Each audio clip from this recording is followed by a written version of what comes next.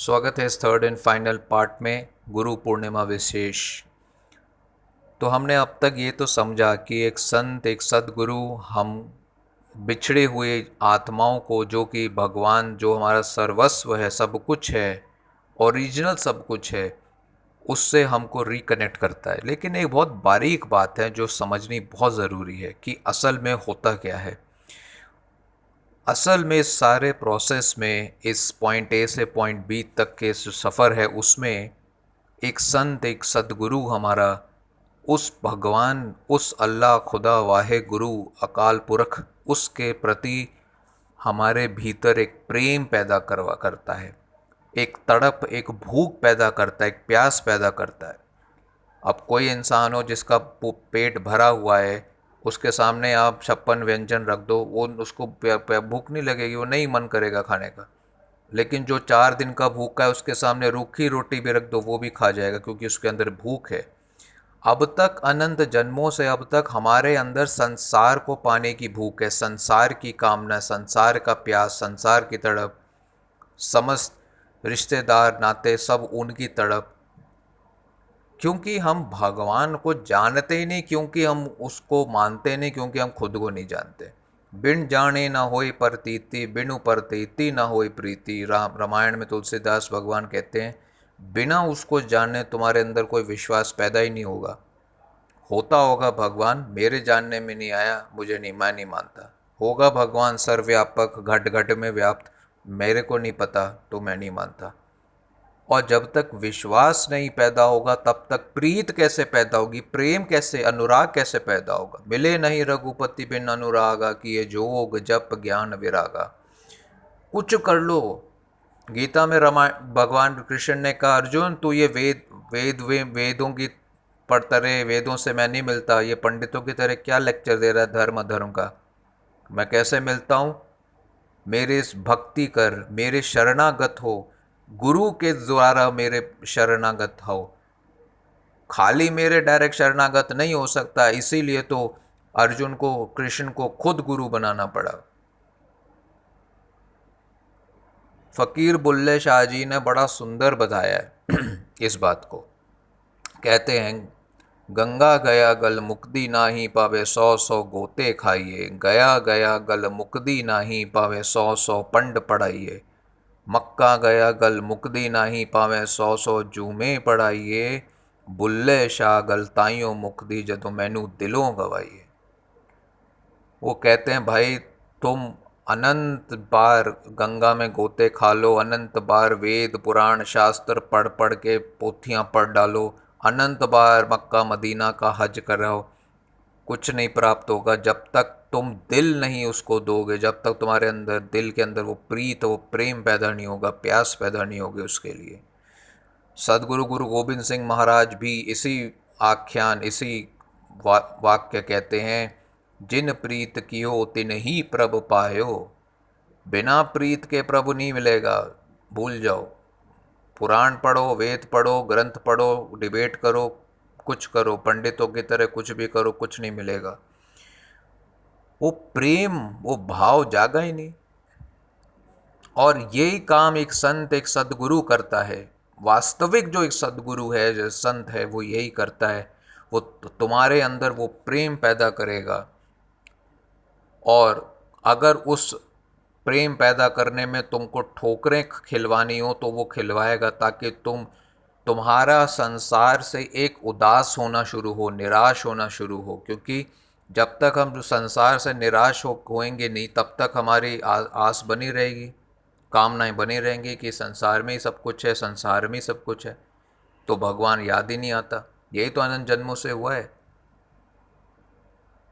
तो वो प्यास, वो तड़प पैदा करनी ही ज़रूरी है। वही एक बारीक बात है। ओवरऑल पिक्चर ये है कि वो हमको उससे जोड़ता है, लेकिन जुड़ेंगे कब? जब ये रियलाइज़ करेंगे कि हम उससे बिछड़े हुए हैं। और उससे बिछड़े हुए ये कब रियलाइज़ करेंगे? जब ये रियलाइज़ करेंगे कि हमारा ही सब कुछ है वो, उसके अलावा कुछ है ही नहीं संसार में।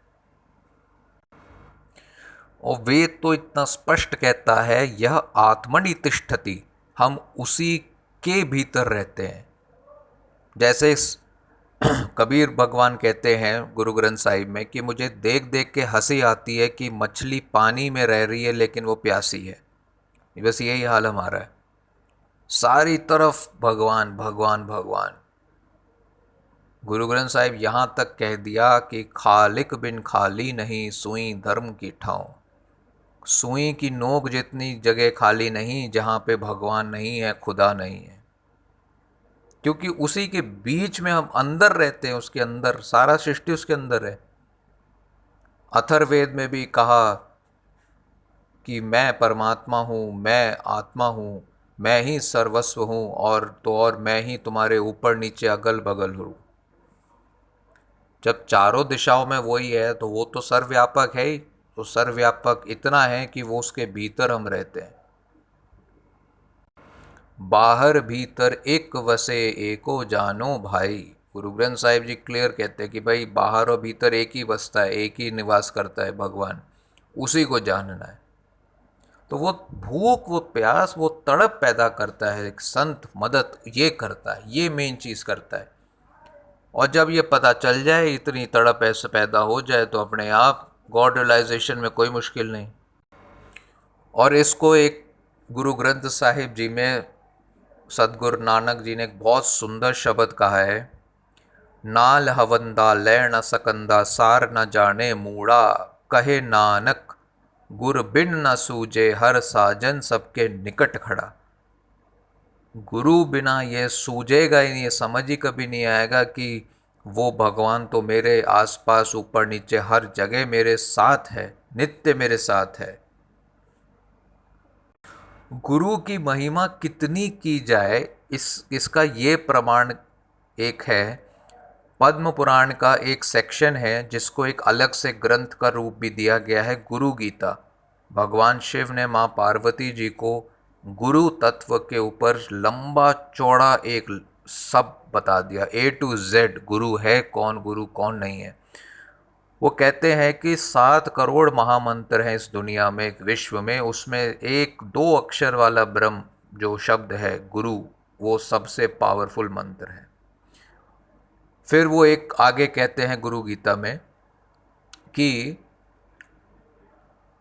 गुरु की अगर कोई आज्ञा ना माने तो उसके साथ ब्रह्मा विष्णु महेश परमात्मा भी छोड़ देता है। और परमात्मा की निंदा करे तो गुरु संभाल सकता है, गुरु की निंदा अगर कोई करे तो परमात्मा भी उससे हाथ पीछे कर लेता है। और बहुत सी उसमें बहुत सुंदर ग्रंथ है, बहुत पावरफुल ग्रंथ है गुरु गीता। नहीं तो पद्म पुराण है, पद्म पुराण में ही एक सेक्शन है, उसी में से एक अलग ग्रंथ बनाया गया गुरु गीता, उसी में ये गुरु गीता का भाग है। तो उसमें भगवान शिव ने बहुत अच्छी तरीके से डिटेल में बताया है कि हे पार्वती, गुरु जो कहे, चाहे सच कहे या झूठ कहे, उसको कर लो आंख बंद करके, क्योंकि गुरु केवल कृपा के अलावा कुछ नहीं करना चाहता, ना कर सकता है, क्योंकि वो उस परमात्मा की आज्ञा पे चलता है। वो उसका खुद का कोई मन नहीं है, उसने अपने आप को बेच डाला है उस परमात्मा को, उस सदगुरु को, इसलिए वो केवल उसी की आज्ञा का पालन करता है। वो चाहे तो क्या नहीं कर सकता है, वो भी सर्वसमर्थ है, वो भी सत्य संकल्प, जो वो चाहेगा सोचने मात्र से सब कुछ हो सकता है उसके। लेकिन वो उस परमात्मा के अधीन है, उसके अंडर है, उसका एक दास है। इसलिए ये एक चीज़ जो है ये बहुत ज़रूरी है, गुरु तत्व बहुत ज़रूरी है। इसके बिना ना संसार से कभी पार हो सकते, ना जन्म मृत्यु का बंधन कटेगा। केवल भटकना और दुख पाना और दुखी होना, बस यही ज़िंदगी में मिलेगा। तो इसलिए मैं आशा करता हूँ कि प्रभु कृपा से, God grace be upon us, आपको कुछ, मैं आप तक कुछ बात पहुँचा पाया हूँ, क्योंकि इतना बताने के बाद भी मुझे अब भी ऐसा लगता है कि बहुत सारा कुछ है जो गुरु तत्व के ऊपर मैं बोल सकता हूँ या बोलना चाहिए। लेकिन अब आपका ज़्यादा टाइम ना लेते हुए इस गुरु पूर्णिमा विशेष वीडियो जो है हमारी आज 3 पार्ट की, उसको मैं यहीं समापन करता हूँ। और अंत में एक बहुत सुंदर मंत्र, एक श्लोक से हम इसकी समाप्ति करते हैं। गुरुर्ब्रह्मा गुरुर्विष्णु गुरुर्देवो महेश्वर, गुरुर साक्षात परम ब्रह्म तस्मै श्री गुरुवे नमः।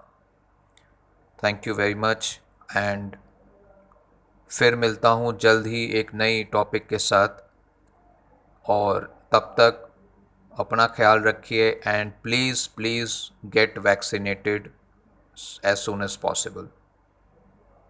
ख्याल रखिए, बी सेफ एंड बस इबादत करिए एंड बंदगी करिए।